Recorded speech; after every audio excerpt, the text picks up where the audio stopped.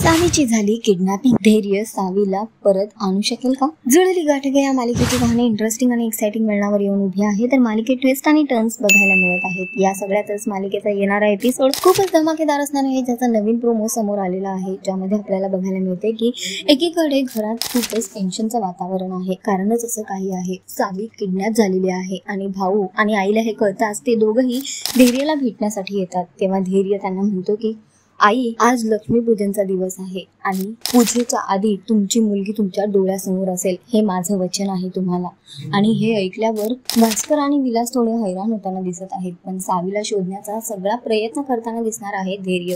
दुसरीकडे सावीला किडनॅप केलेला आहे, जिथे सावी तिच्या हाताला एक मोबाईल लागतो। त्या मोबाईल मध्ये एक मेसेज आलेला असतो, तो व्हॉइस मेसेज सावी ऐकते आणि त्या मेसेज मध्ये असं बोललं गेलेलं असतं की काय रे, काही गडबड तरी नाही ना? आणि तो आवाज ऐकल्यावर सावी मात्र शॉक्ड होते। सावी म्हणते की हा आवाज तर ऐकल्यागत वाटतो, नेमका हा आवाज कोणाचा आहे?